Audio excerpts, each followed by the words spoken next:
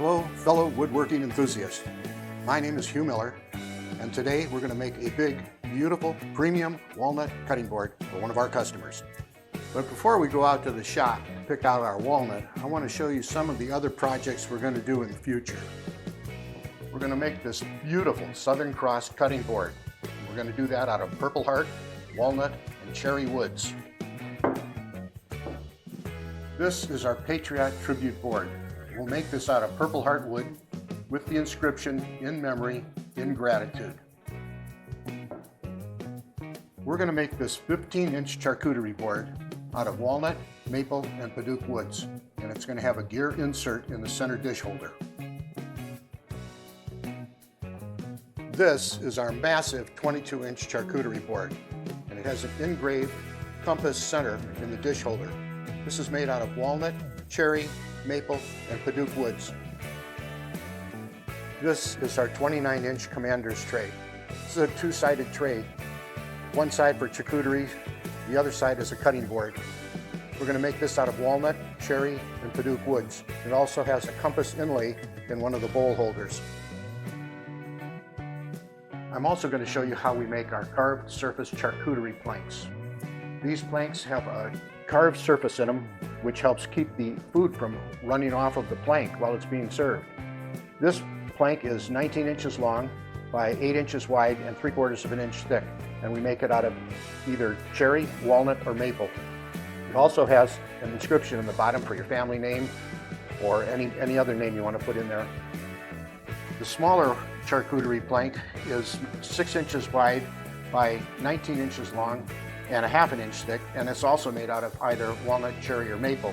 It has the carved surface in it just like the other one does, and we're going to show you how to make all of these things in one of our future videos. We're also going to cover making these beautiful bowls on a CNC router. We'll cover what equipment and tooling is required for each one. And yes, we're even going to do a steam engine and tender mounted on its own track. These beautiful static displays can be legacy art for your family. We're going to cover it all. If you'd like to see all these finished products, go to galleys2rails.com. Before we go out to the shop, if you haven't subscribed to the channel, now'd be a great time.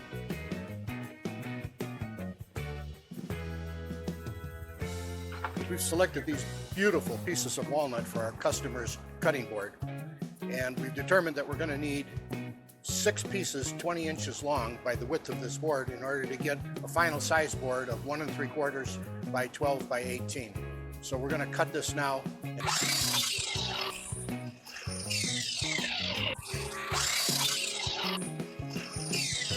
Now that we've made our first cuts on the chop saw, we'll take all 6 pieces over to the drum sander for light sanding on all 12 sides.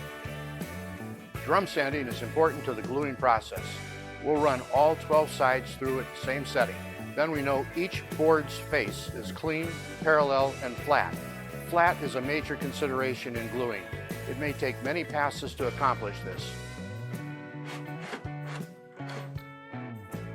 I'm presetting the depth of cut to just skimming the boards. This will be for the first pass on the first side.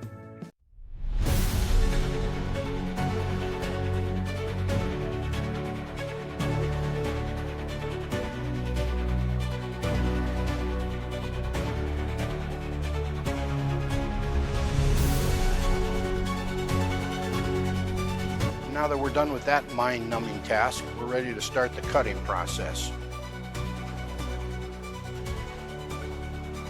Some workers use a shaper planer or a CNC router to develop a straight edge so that they can go over to the table saw.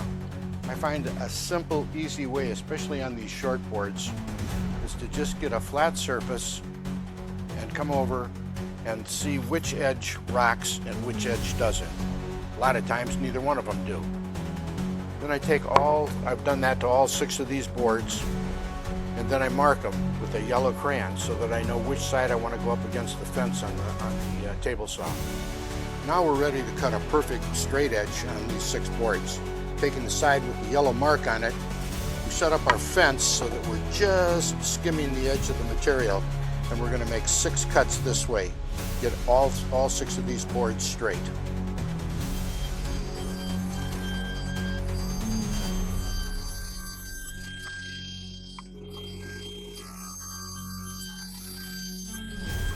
turn the pile around so that we use that straight edge that we just established, and we're going to make our 2-inch cuts on that.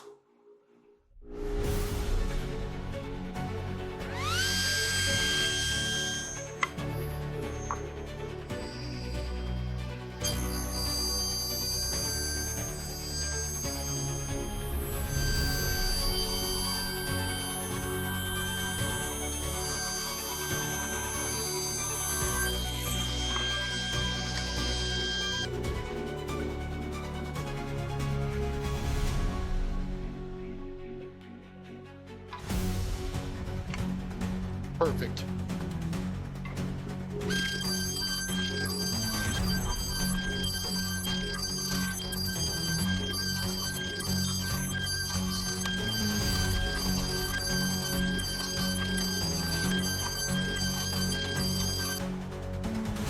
Now that we've got all our boards cut into strips, we're gonna take a real quick inspection of them. And what we found out is that we uncovered a knot. This is something that can't be fixed. It didn't look too bad on the surface before we cut it, but it's definitely not going to work now.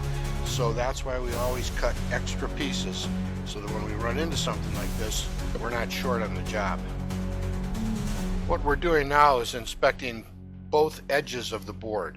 This will be an edge board, cutting board when it's finished. And so what we're trying to do is to go through each one of these pieces and find out which is the best side right now. There'll always be a top and a bottom of the board. What we want to do is we want to get any slight surface imperfections all on one side, so that it's not such a problem in finishing the board.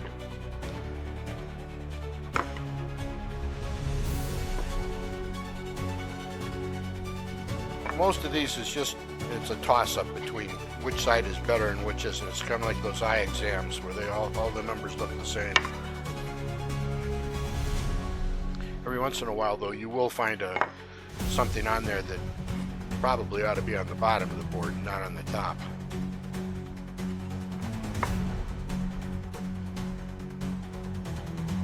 Okay, and after all of this is done, now we're ready to get the clamps and start the glue up.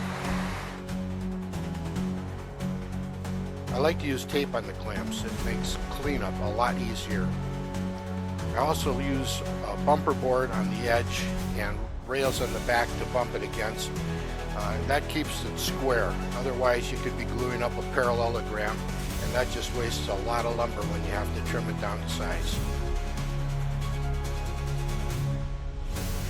Well, this is by far the messiest part of the operation. There's absolutely no way to do this that I found without getting glue all over everything.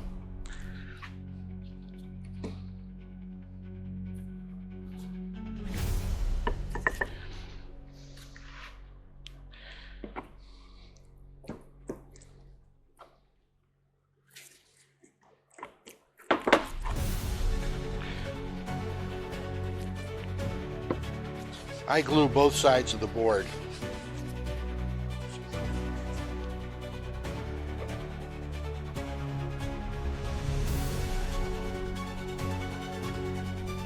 And obviously we only glue the inside of the first board and the last board. Now we need to just snug up the clamps.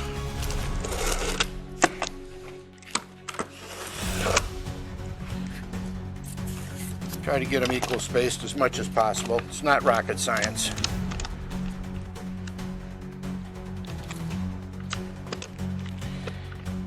Then I put these top bars on.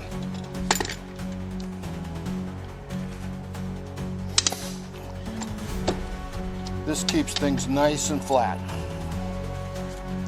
And then we just go around the horn and equally torque down each one of the clamps.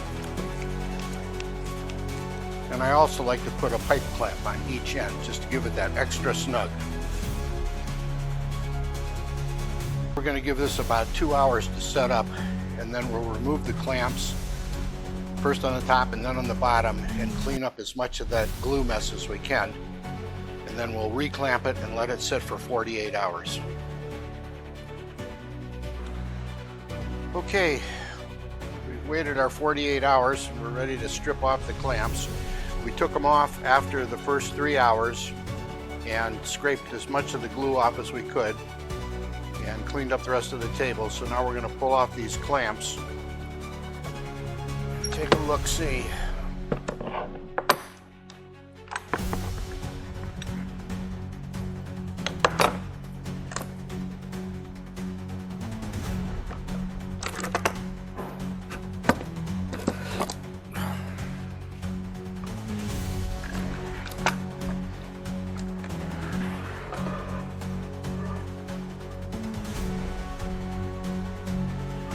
Okay, it looks good. We're ready to go over to the drum sander and start taking this down.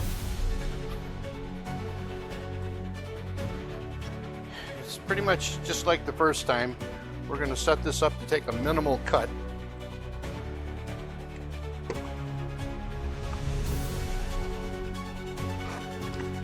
We don't want any sniping or anything like that on the board.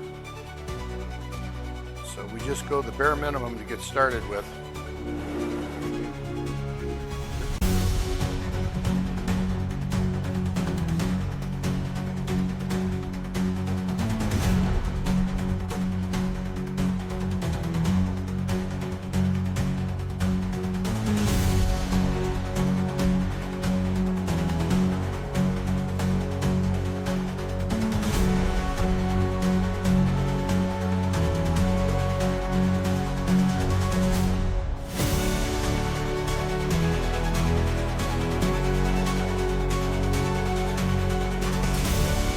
We just mic'd up this board. We're at 1.923 inches, which is well above the 1 3/4 of an inch that we advertise for our finished boards.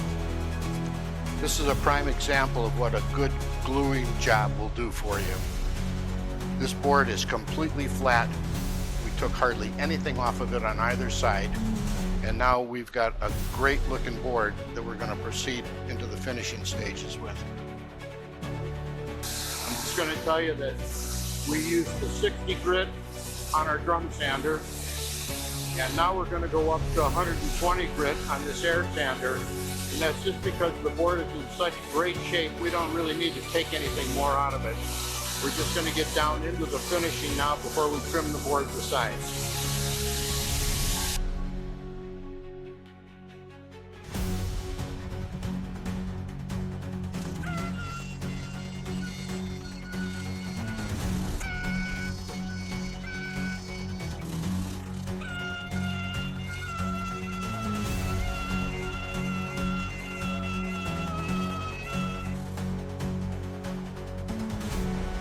Before we go to lunch, we're going to spritz this with water, and that will help raise the grain, and then we can come back after lunch and sand the rest of it.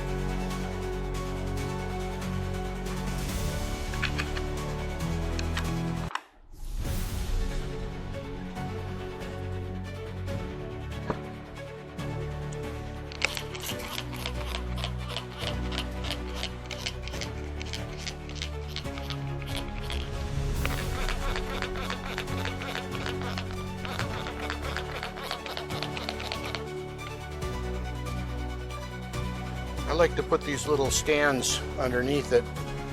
That keeps it off the face of the mat that we're doing this on.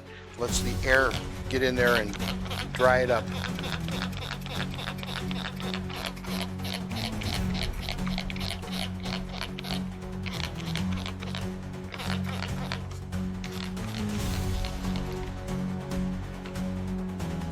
Okay, that's all there is to it for now. After the board had dried, we came back and resanded the entire board with 80 grit paper, and then we went up to 120 grit, then 240, and then 400.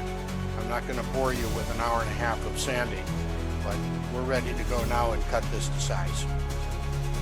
We've set our sled up on the saw, and we're just going to take off a minimal amount on each end. The bigger the board, the better.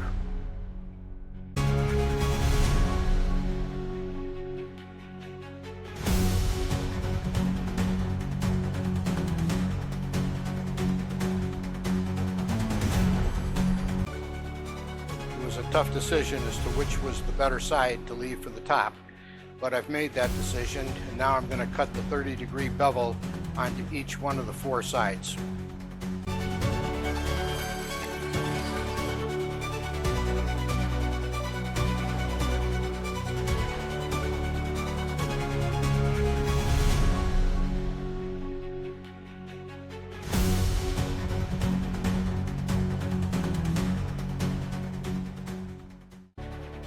The board dried overnight on a rack, and it looks pretty much the same right now as it did when we took it off the rack this morning.